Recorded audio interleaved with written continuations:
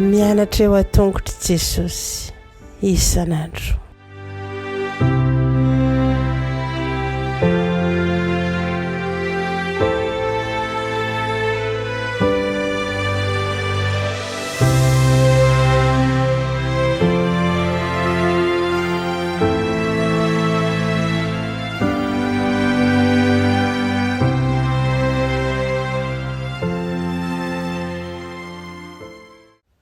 Faly miarabantsika tsirairay avy indray tonga eto amin'ny lesona ho an'ny lehibe tsika amin'ity alakamisy ity ary manona ny fahasoavan'ny tompo amin'ny tsika tsirairay avy izay mampiatrano sy manaraka n'izao fandaran'izao indray. Ny rina dia hitondra hery vaovao antsika mandrakariva ny fianaran'ny ten'Andriamanitra. Mialohan'izany efa dia hivavaka isika. Raha ny marala tsara indrindra mbola misaotra anao ny amin'izany teninao izay omenao anay io izany, misaotra sahady satria zava-tsoa anay tokoa izany ary fantatray fa ahafahanay manokatra ny masonay mba hahita ny fahazavanao sy ny fahamarinanao. Koa mety izy ianao hanala izay rehetra tsy nambolenao anatinay ary aoka ny herinao ihany no hanjaka eo amin'ny fiainanay. Amin'ny anaran'i Jesosy, amen.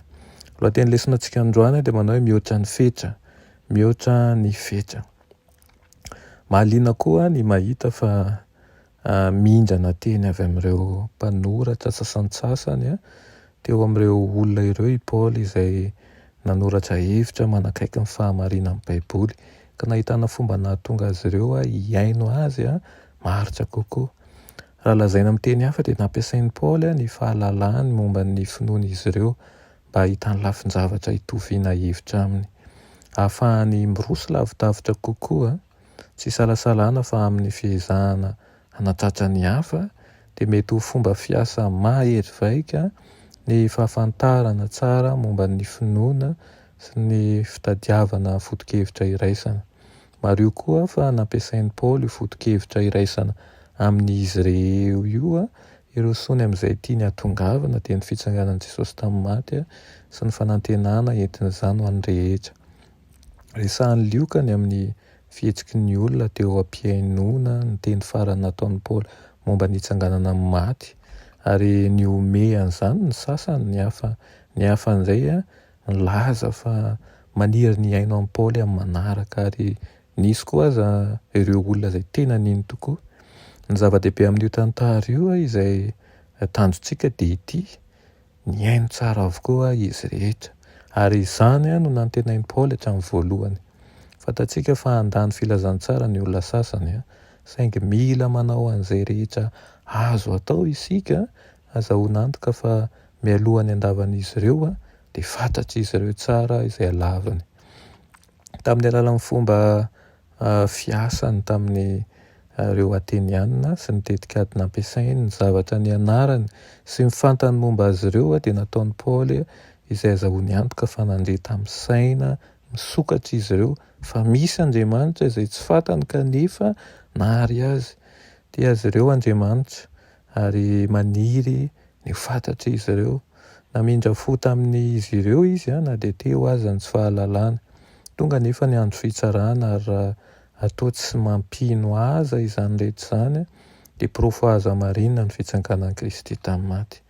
Ary satria efa nandresy natakatra ny hafatra ny olona dia tsy maintsy misafidy ho an'ny tenany izy na handany izany tsotro izao na handalina kokoa ny momba an'izany. Dia mandalina an'izany sasan'izany ka rehefa avy eo dia tonga mpanaradian'i Jesosy. Noho izany izany dia aoka ho fanamby ataontsika hivavaka mba hitaren'Andriamanitra ho antsika amin'ny fomba manokana izay ahafantarantsika ihany koa ny fomba tsara indrindra hitorenan'ny filazantsara amin'olona anankiray, raisy olona anankiray ihany izay fantatrao eto amin'i Jesosy ary ny fanahy masina ny anilo-tsaina anao ny amin'ny tokony atao ahafahana mitory ny filazantsara amin'ireny olona ireny. Dia alao hery ary aoka ompitory vavolombelon'i Kristy ary ihany koa ho anambarany fahasoavany eny amin'ny tontolo rehetra misy antsika eny isika. Amen. Afaka isika saotra anao zaray eo fa mbola nomenao an'izany lesona izany indray anio mampianatra anay mandrakariva ny tokony andehananay araka ny sitraponay amin'ny tany ny hafatra mba mitondra famonjena eny amin'ireny olona fantatray izay mbola ao anatin'ny fanompo-tsampy ireny. Tompo-malala ho ampiasao izay tsirairay avy izao mba ho fitaovana mahomby amin'ny asanao fa tsy ho variana ny amin'ny zavatra mety mandalo ihany. Amin'ny anaran'i Jesosy. Amen.